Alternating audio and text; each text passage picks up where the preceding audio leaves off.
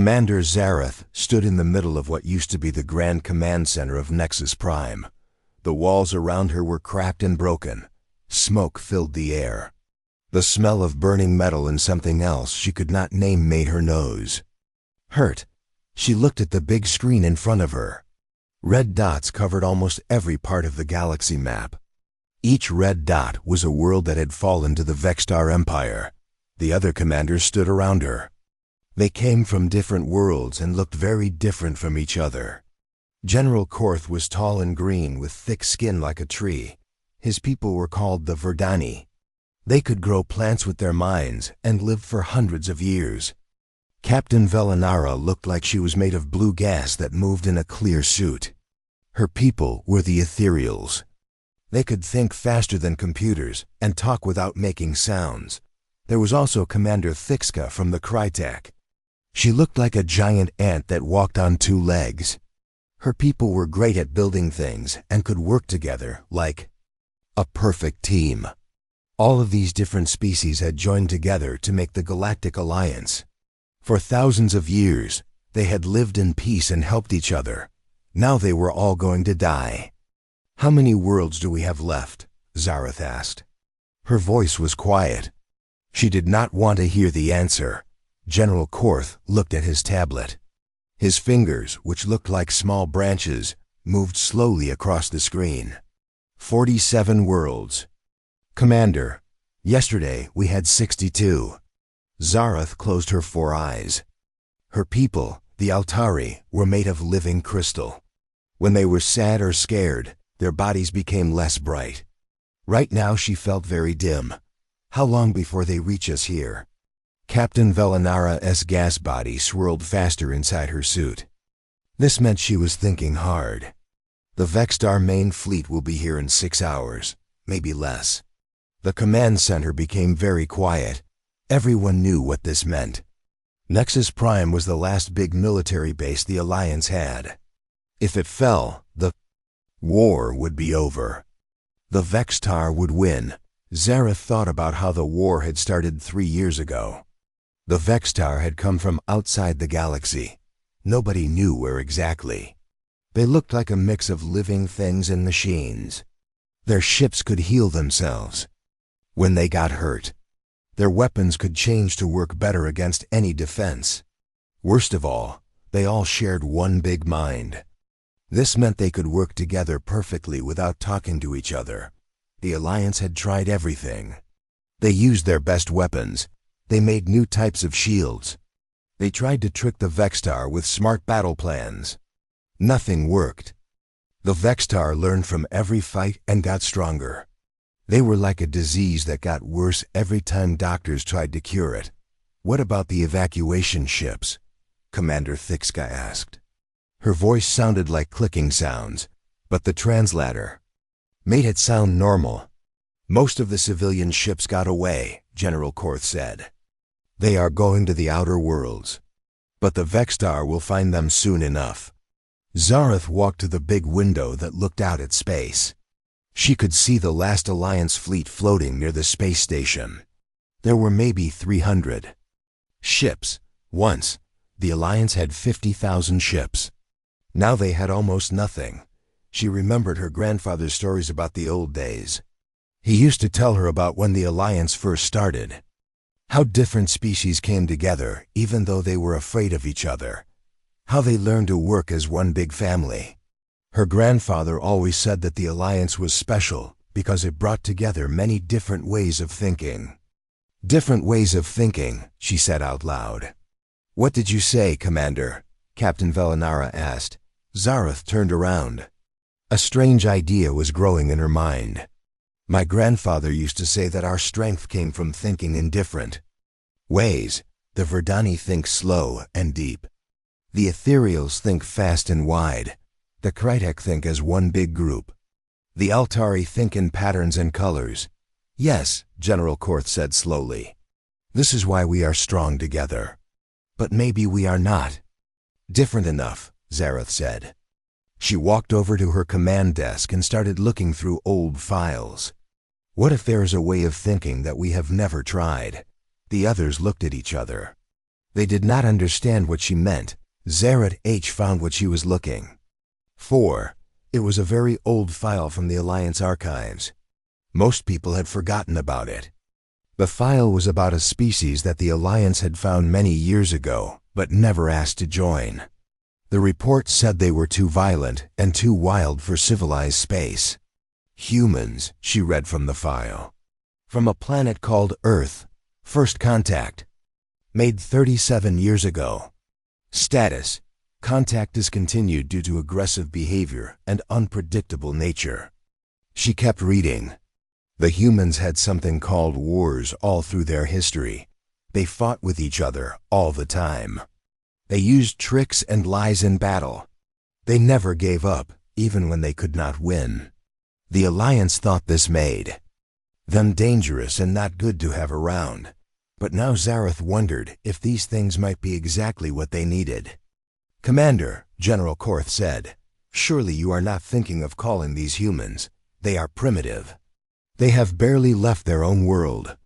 "That was 37 years ago," Zareth said. "Maybe they have learned new things since then." "Captain." Velinara's gas body moved in a way that meant she was worried. "Even if they have grown stronger, what could one small species do that all of us together could not?" Zareth looked at the red dots on the galaxy map again. In a few hours, there would be more red dots. Soon, every dot would be red. The Vextar would control everything. "I don't know," she said. "But we have tried every smart plan we can think of. We have used every weapon we can build. Maybe it is time to try something that is not smart. Something wild and unpredictable." She walked over to the communication station. Her crystal fingers moved over the controls. The system started looking for the old Earth frequency that was in the file. "Commander," Commander Thixka said, "this could be very dangerous. We know nothing about what these humans have become." "We are already going to die," Zareth said. "How can it be more dangerous?" The communication system made a sound that meant it had found the frequency. Zareth took a deep breath and pressed the button to send a message across the galaxy. "This is Commander Zareth of the Galactic Alliance," she said into the microphone. "We are at war with an enemy we cannot defeat. Our worlds are falling one by one. In a few hours, we will be destroyed. If anyone on Earth receives this message, we need help. We know we have no right to ask after so many years, but we are desperate. Please, if you can hear this, help us." She turned off the microphone and looked at the others. "Now we wait." General Korth shook his head. "Even if they get the message, they could never reach us in time." "Maybe," Zareth said. "But maybe humans are full of surprises. Outside the window, the stars looked the same as always. But somewhere out there, the Vextar fleet was getting closer.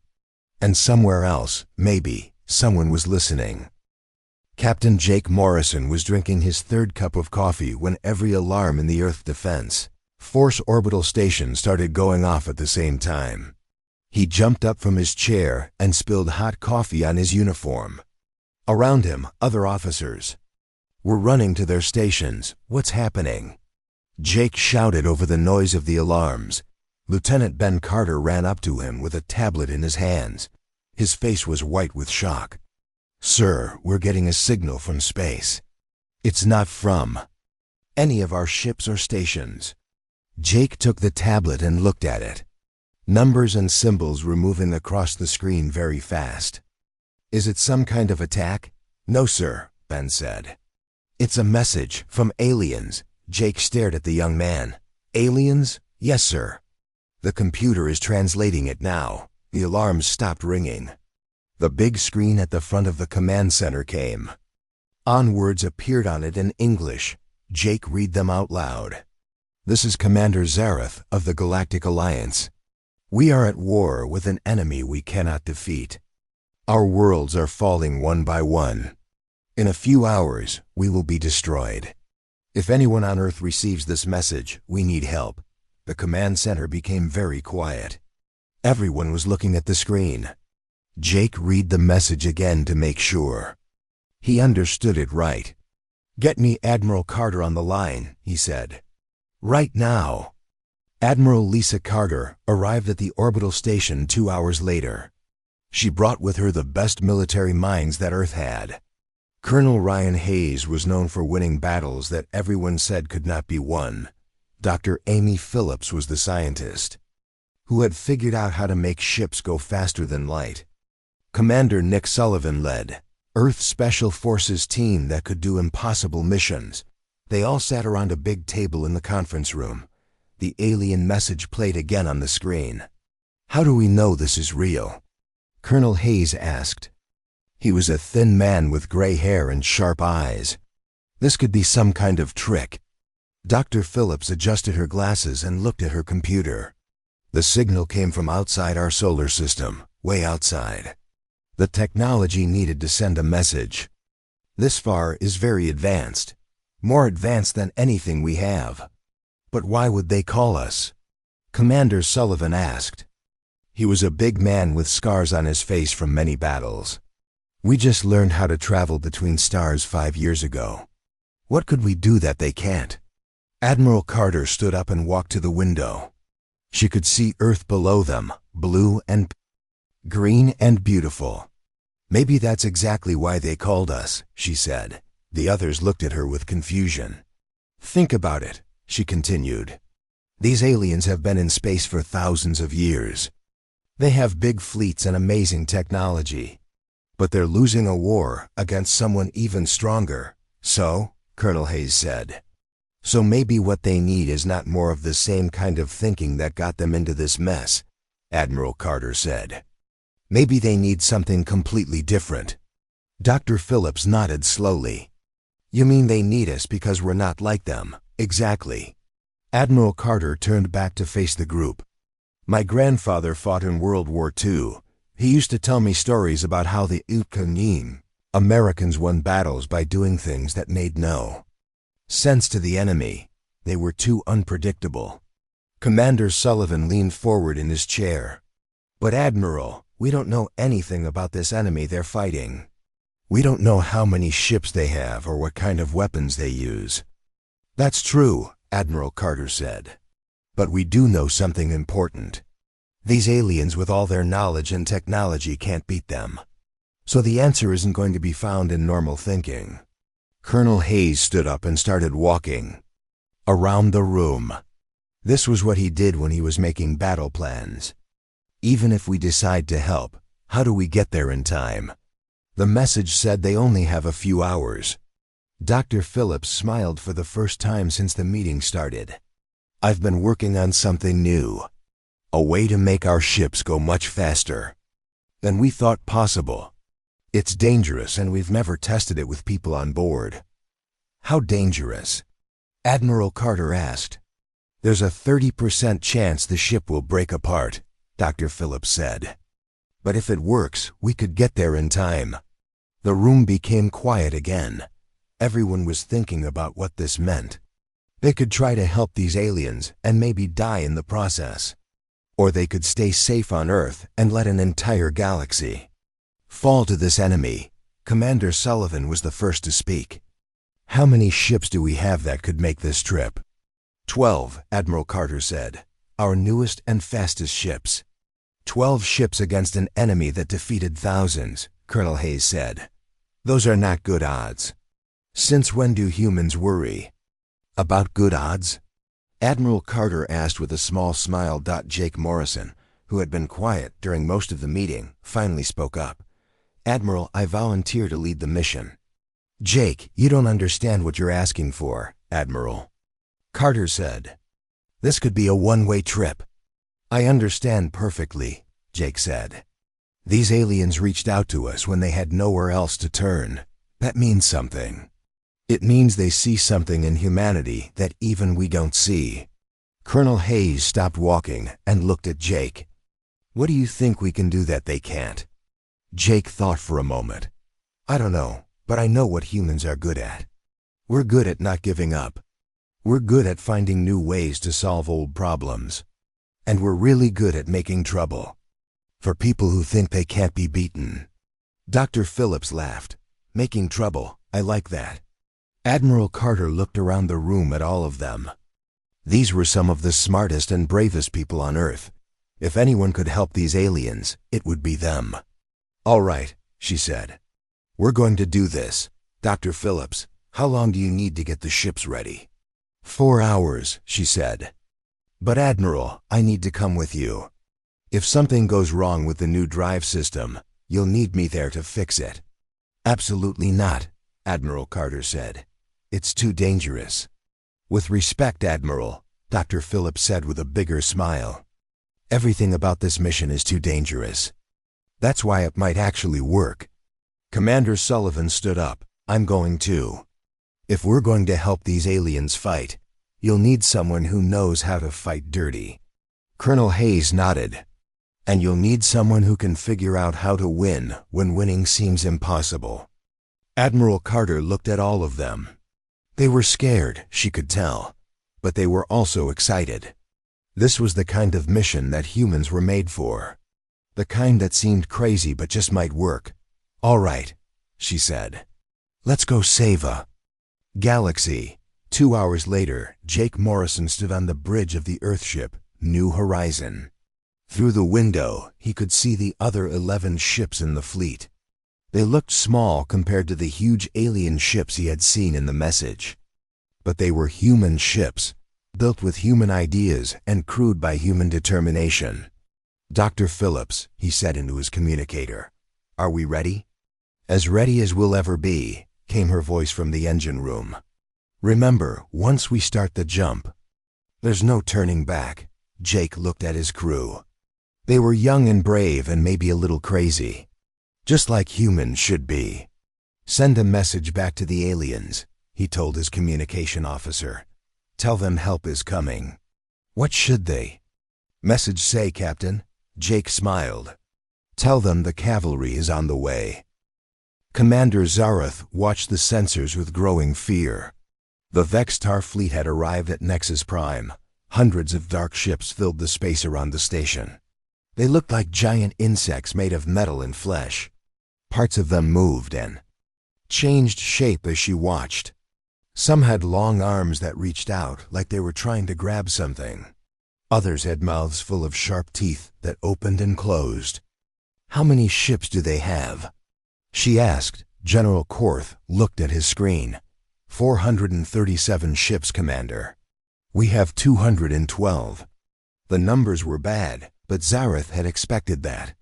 What scared her more was how the Vextar ships moved. They flew in perfect formation, like they were all controlled by one mind. Because they were. The Vextar shared thoughts across their entire fleet. When one ship learned something, they all learned it instantly. Incoming message from the Vextar, Captain Velinara said. Put it on the main screen, Zarath ordered. The screen filled with the image of a Vextar commander. It looked like a mixture of a spider and a machine. Its eyes glowed red, and its voice sounded like metal scraping against metal. Alliance creatures, it said. You have fought well, but your time is over. Surrender now, and your deaths will be quick. Zarath stepped forward. We will never surrender to you. The Vextar commander made a sound that might have been laughter. Then you will die slowly. We have learned all your tricks. Your weapons cannot hurt us. Your ships cannot outrun us. You have nothing left. The screen went dark. Around the command center, alarms started ringing. The Vextar attack had begun. Zarath watched as red beams of energy shot from the enemy ships toward the Alliance fleet. The Alliance ships fired back with their best weapons. Blue and green energy bolts flew through space. For a moment, it looked like a deadly fireworks show, but the Vextar ships had shields that changed to block whatever hit them. When an Alliance ship fired energy weapons, the shields became strong against energy. When they fired solid projectiles, the shields became strong against those too. It was like fighting an enemy that became immune to every attack after the first hit. We're losing ships, General Korth reported. The Vextar are adapting to our weapons faster than before. Zareth was about to give the order to retreat when something impossible happened. New ships appeared on the sensors. 12 small ships coming from the direction of Earth. "Commander," Captain Velinara said with surprise in her voice. "Those are human ships." Zareth stared at the screen. The human ships were tiny compared to the Vextar fleet. They looked simple and rough, like they were built in a hurry. But they were moving fast, faster than should have been possible. "Open a channel." "To the lead human ship," she ordered. A face appeared on the screen. It belonged to a human male with brown hair and tired eyes. But those eyes were also determined. "This is Captain Jake Morrison of the Earthship New Horizon," the human said. "Sorry we're late to the party." "Captain Morrison," Zareth said, "you must retreat immediately. The Vextar will destroy your ships in minutes." Jake smiled. It was not a nice smile. It was the kind of smile predators made before they attacked. "Commander, with respect, we didn't come all this way just to run. We came to fight." Before Zareth could respond, the human ships did something that made no sense. Instead of forming up in a battle line like proper military ships, they scattered in all directions. Some flew straight at the Vextar fleet. Others flew away from it. One ship started spinning in circles while shooting its weapons at random. "What are they doing?" Commander Thixka asked. On the screen, they could see the Vextar ships trying to respond to the human attack, but the Vextar were confused. Their shared mind was designed to fight enemies that followed military rules. The humans were not following any rules at all. That one human ship flew directly between two large Vextar vessels and then suddenly stopped. The Vextar ships, trying to shoot at it, ended up hitting each other instead. Another human ship flew in. A zigzag pattern that made it impossible to predict where it would be next. But the strangest thing was the sounds coming from the human ships. Instead of military communications, they were broadcasting something called music. Loud, chaotic music with lots of drums and electric guitars. Are they ... Are they playing music during a battle? General Korth asked. Captain Jake's voice came over the communication system. "Dr. Phillips, are you getting readings on their communication frequencies?" A woman's voice answered. "Yes, Captain." The Vextar use biofrequency signals to coordinate their hive mind. "If we can disrupt those signals..." "Do it," Jake said. Suddenly, the human music got much louder. It was broadcasting on the same frequencies. The Vextar used to share thoughts. The effect was immediate. The Vextar ships started flying into each other. Their perfect formation fell apart. Colonel Hayes' voice came over the radio from another human ship. "Jake, I'm seeing something interesting. Their shields adapt to whatever hits them, but they take a few seconds to change." "What are you thinking, Ryan?" Jake asked. "I'm thinking we hit them with something. Wait for the shields to adapt, then hit them with something completely different." "Like what?" Ryan's ship suddenly fired a beam of energy at a Vextar vessel. The ship's shields changed to block energy weapons. Then, a second later, Ryan's ship fired a physical projectile at the same spot. The projectile went right through the shields, which were still configured to stop energy. "Brilliant!" Dr. Phillips shouted from her ship. "Their adaptation system can't handle rapid changes." The human ships began using this tactic all across the battlefield. They would fire one type of weapon, wait for the shields to adapt, then immediately fire a different type. The Vextar shields could not keep up with the rapid changes, but the humans had another trick. Commander Sullivan's ship flew directly at a large Vextar vessel. At the last second, instead of firing weapons, it released a cloud of small objects. "What did you just launch?" Jake asked. "Garbage," Sullivan replied. "Specifically, metal scraps, old tools, and broken electronics. The Vextar shields are designed to stop weapons, not random junk." The cloud of debris hit the Vextar ship and stuck to its hull. The sharp pieces cut into the biomechanical armor. The ship started leaking fluids and sparking. watching from the command center. Zaradh could not believe what she was seeing. The humans were winning. 12 small ships were defeating hundreds of Vextar vessels using tactics that made no logical sense. How are they doing this? She whispered. Captain Velinara's gas body was swirling with excitement. They fight like no species we have ever seen. They use chaos as a weapon. On the battlefield, the human ships continued their strange dance. They flew in patterns that hurt to watch. They fired weapons in sequences that seemed random, but somehow worked. They used their own music as a jamming signal. The Vextar, for the first time in the war, were losing. Their hive mind could not adapt to an enemy that had no pattern to adapt to. Every time they tried to predict what the humans would do next, the humans did something completely different. Jake's voice came over the communication system again. All human ships form up for attack pattern Morrison 7. What's attack pattern? Morrison 7? One of his officers asked. I have no idea, Jake replied. I just made it up, that's the point. The human ships grouped together and flew straight at the largest Vextar ship. But instead of attacking it, they flew around it in a spiral while broadcasting children's songs from Earth. The Vextar ship spun around trying to track them, got dizzy, and crashed into 2 of its own support vessels. From her command post, Zaradh opened a channel to Captain Morrison. Captain, your tactics are unusual. Jake appeared on her screen. His hair was messy and he was grinning. Commander, we humans have a saying. If you're not cheating, you're not trying hard enough. But how did you know these tactics would work? We didn't, Jake said honestly. But we figured that if normal tactics weren't working for you, maybe it was time to try abnormal tactics.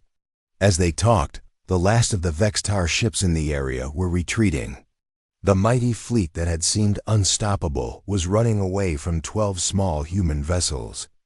The impossible has happened, General Korth said quietly. They are retreating. Zaradh looked at the human captain on her screen. Captain Morrison, on behalf of the Galactic Alliance, I thank you. You have given us hope when we had none. Jake's expression became serious. Don't thank us yet, Commander. This was just one battle. The real work starts now. Dr. Amy Phillips stared at her computer screen in the engine room of her ship. Around her, machines hummed and beeped as they studied the data from the battle. What she was seeing made her very excited and a little scared at the same time. Captain Morrison, she said into her radio, I need to talk to you right away. Jake's voice came back through the speaker. What is it, Amy? We're still cleaning up the battlefield. I think I found something important about the Vextar. Something that could end this war. 10 minutes later, Jake was floating in Amy's lab. In space, people had to use special suits to move between ships. The lab was full of screens and computers that were showing pictures of Vextar ships. Look at this, Amy said, pointing to one of the screens. I've been studying the signals the Vextar used to talk to each other. They're not just sharing information. They're sharing their actual thoughts. Jake looked at the wavy lines on the screen. To him, they looked like random squiggles. What does that mean? It means they all have one big brain, Amy explained. When one Vextar learns something, they all learn it instantly. When one gets hurt, they all feel it. It's like they're all parts of one giant creature. That's why they work together so well, Jake said. Exactly. But Jake, that's also their weakness. Amy pulled up another screen that showed different patterns. A shared mind is very powerful, but it's also very fragile. If you put the wrong kind of information into it, you can break the whole system. Jake started to understand. Like a computer virus. Yes, but for brains instead of computers. Amy smiled. I think I can make something that will confuse their shared mind, make them unable to work together. How? Amy turned to a workbench where she had been building something that looked like a metal box with wires coming out of it. This is a chaos generator. It creates random signals that don't make sense. If I can get this close enough to their main communication ship, I can upload it into their network. Jake picked up the device. It was heavier than it looked. How close? Do we need to get? Very close. Someone would have to board one of their ships and plug this directly into their system. The room became quiet. Both of them knew what this meant. Getting onto a Vexstar ship would be almost impossible. Getting out alive would be even harder. I'll do it, Jake said. No, Amy said quickly. You're needed here to command the fleet. Besides, this device is very complicated. If something goes wrong, you'll need someone who understands how it works. Amy, I'm not letting you go on a suicide mission. It's not suicide if it works, she said with a smile that was trying to be brave. Before Jake could argue more, Commander Sullivan's voice came over the radio. All ships, we have a problem. Long-range sensors are picking up more Vexstar fleets heading this way. Lots more. Jake and Amy rushed to the bridge of Jake's ship. The main screen showed space around Nexus Prime. Red dots were appearing at the edges of the display. Each dot was a Vexstar ship. Commander Zareth's face appeared on the communication screen. Captain Morrison, our sensors show at least 3,000 Vexstar ships approaching from different directions. They will be here in 2 hours. Jake felt his stomach drop. They had won one battle against 400 ships. Now they were facing 3,000. Commander, Jake said, we need to evacuate everyone from Nexus Prime right now. Where can we go? Zareth asked. They will follow us wherever we run. Dr. Philip stepped forward. Maybe we don't have to run. Maybe we can end this right here. She explained her plan to everyone. The chaos generator could break the Vexstar shared mind, but only if they could get it to their main command ship. Intelligence reports said the command ship was always in the center of the largest fleet. That's the fleet with over 1,000 ships, Colonel Hayes said over the radio from his ship. Getting through that many enemies is impossible. Not if we use the right distraction, Commander Sullivan said. His voice had the tone it got when he was planning something dangerous.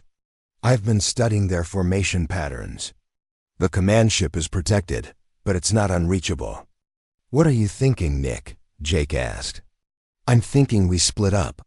Most of our ships create a big, loud distraction on one side of their fleet. While they're busy with that, a small team sneaks around to the other side and boards the command ship. Admiral Carter's voice came over the long-range radio from Earth. I'm sending reinforcements, but they won't arrive for 6 hours. You'll have to hold out until then. We don't need to hold out, Amy said. We just need to get close enough to upload the virus. Jake looked around at his crew. They were scared but determined.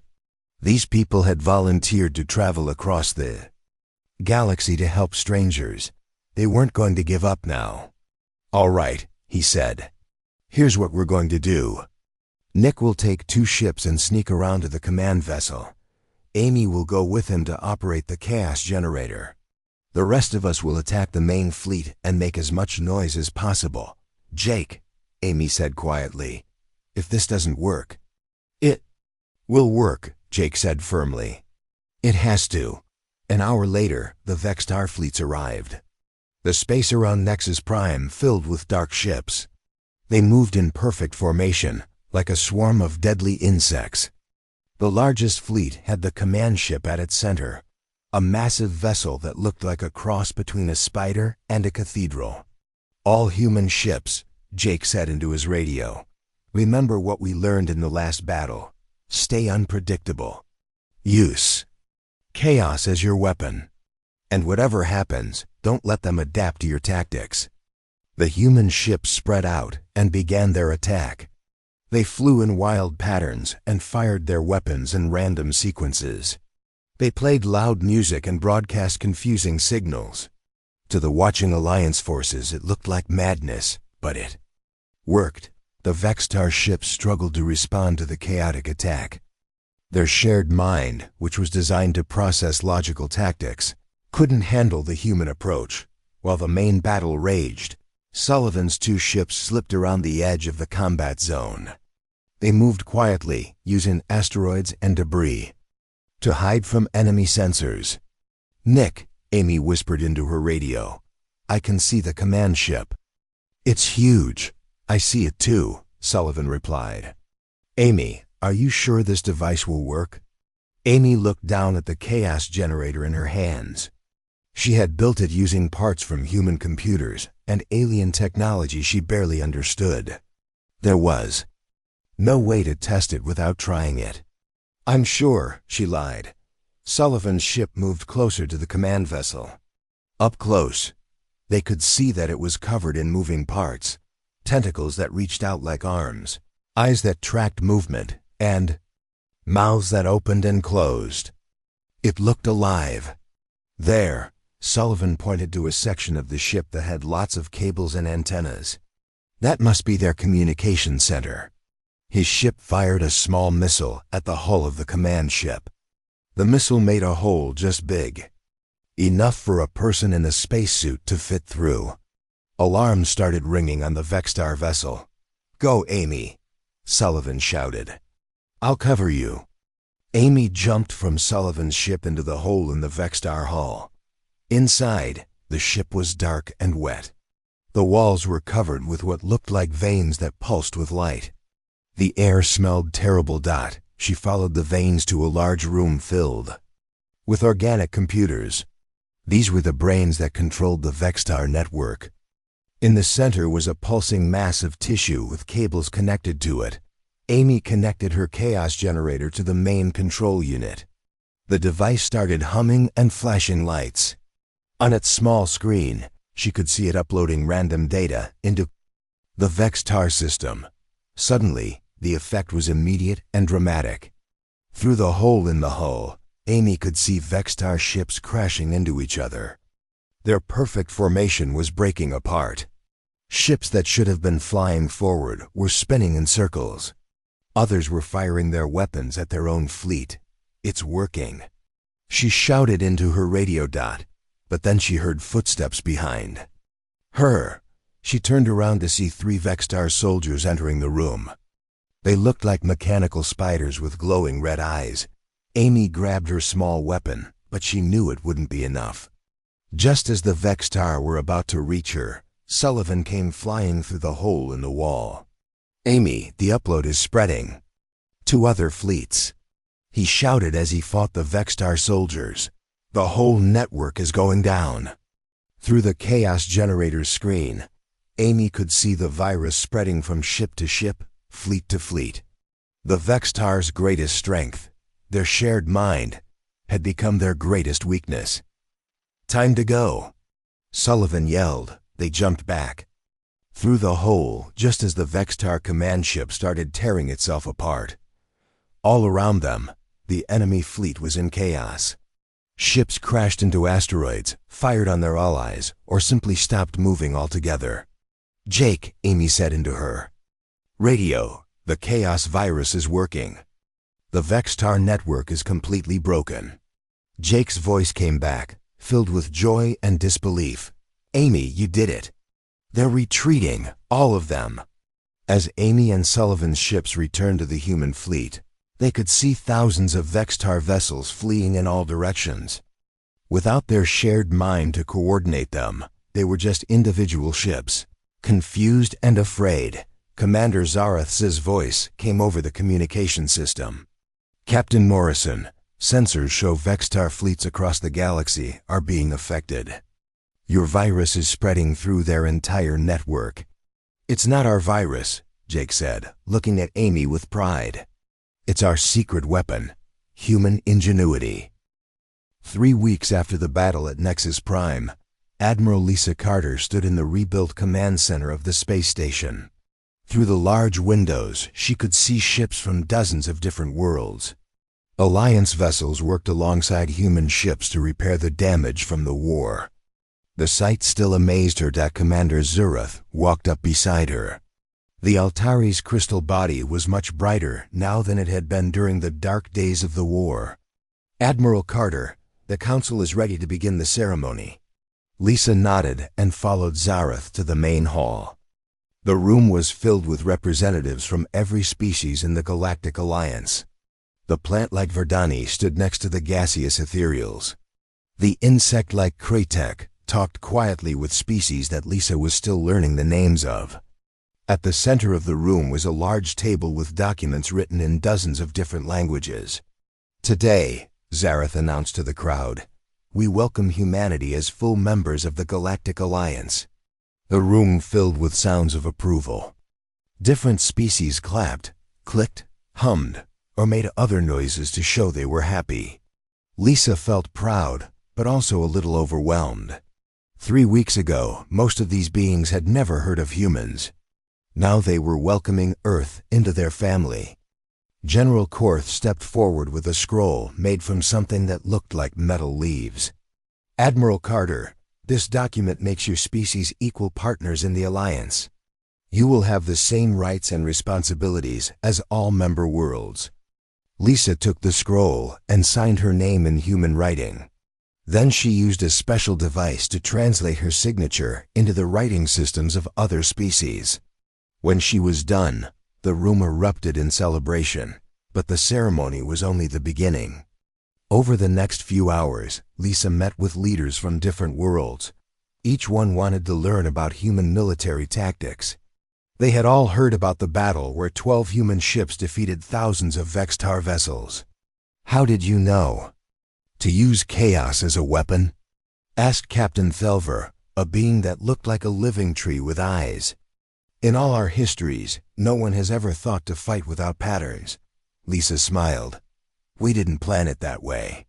Humans are naturally chaotic. We argue with each other, we disagree about everything, and we rarely do things the same way twice. What you call chaos, we call Tuesday." The alien captain made a sound that might have been laughter. "This chaos, can it be taught?" "I think so," Lisa said, "but you might not like it. Learning to be chaotic means giving up some control.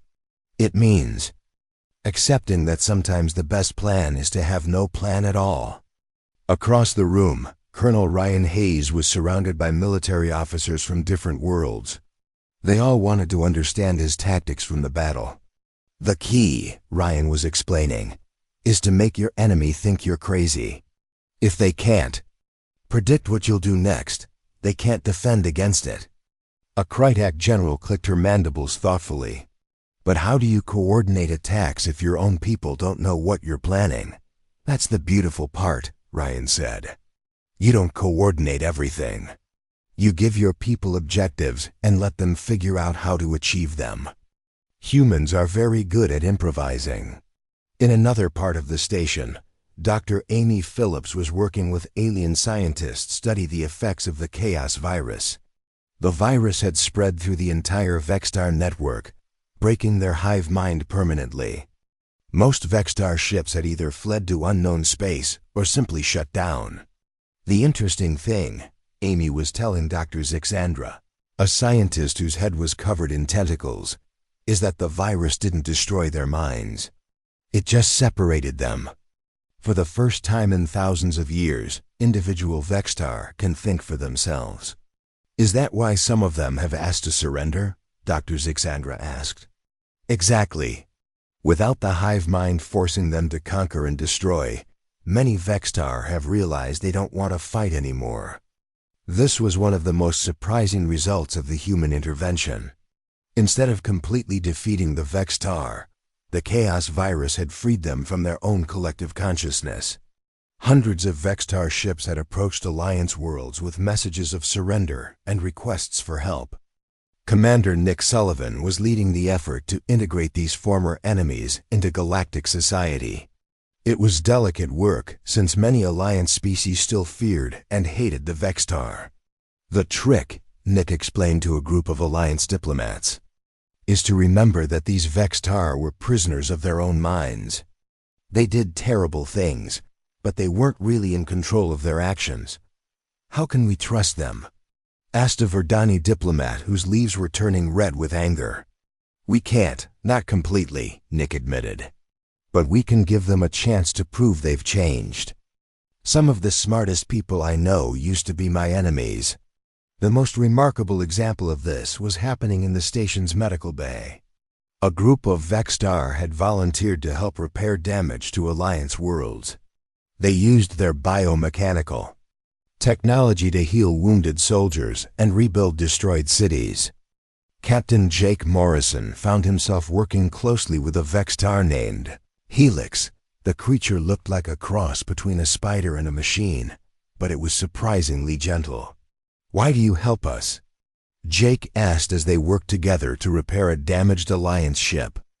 Helix's mechanical voice was thoughtful. "For centuries, the hive mind told me that destruction was my purpose. Now I can choose my own purpose. I choose to build instead of destroy." Jake smiled. "That's very human thinking." "Perhaps," Helix said, "humans and Vexstar are not so different when we are free to choose." As the weeks passed, it became clear that the war's end was just the beginning of something much bigger. The Alliance was changing, and humans were at the center of that change. Alliance military academies started teaching human tactics alongside traditional strategies. Young officers from dozens of species learned to think creatively and adapt quickly to changing situations. Alliance scientists began incorporating human approaches to problem solving. Instead of following strict procedures, they were encouraged to experiment and try new ideas. Even Alliance diplomats started using human-style negotiation techniques, which emphasized finding creative solutions rather than following ancient protocols. But perhaps the most important change was in how the different species saw each other. The war had shown them that their greatest strength came not from being alike, but from being different. 6 months after the battle at Nexus Prime, Admiral Carter received a message that made her laugh out loud. It was from the Council of a distant alien species that had heard about the human victory over the Vexstar. The message was simple: "We are facing an impossible enemy. We have tried everything. Can you help us?" Lisa called together her team: Jake, Ryan, Amy, and Nick. They met in the same conference room where they had first decided to answer Zareth's call for help. "Well," she said, showing them the message, "it looks like word is getting around about human problem-solving methods." Jake grinned. "I guess chaos is becoming popular. Should we help them?" Amy asked. "Of course," Ryan said. "That's what neighbors do." Nick nodded. "Besides, I'm curious to see what kind of impossible enemy they're facing." Admiral Carter looked around at her team. They had come so far from that day when they first heard an alien distress call. Now they were not just part of the galactic community, they were helping to reshape it. "All right," she said. "Let's go solve another impossible problem." As their ships prepared to leave for another distant world, Commander Zareth sent them a final message. "Thank you for teaching us that sometimes the best solutions come from those unexpected places. The galaxy is a better place because of humanity's chaos." The response from Admiral Carter was typically human. "Just wait until you see what we do next." In the depths of space, former Vexstar ships traveled alongside Alliance vessels, working together to explore new worlds and build new settlements. The galaxy that had once been torn apart by war was now united by something stronger than fear or conquest. It was united by the understanding that differences weren't weaknesses to be eliminated, but strengths to be celebrated. And at the heart of this new understanding was a simple truth that humans had taught the galaxy. Sometimes the most powerful weapon against impossible odds is the willingness to try something that has never been tried before.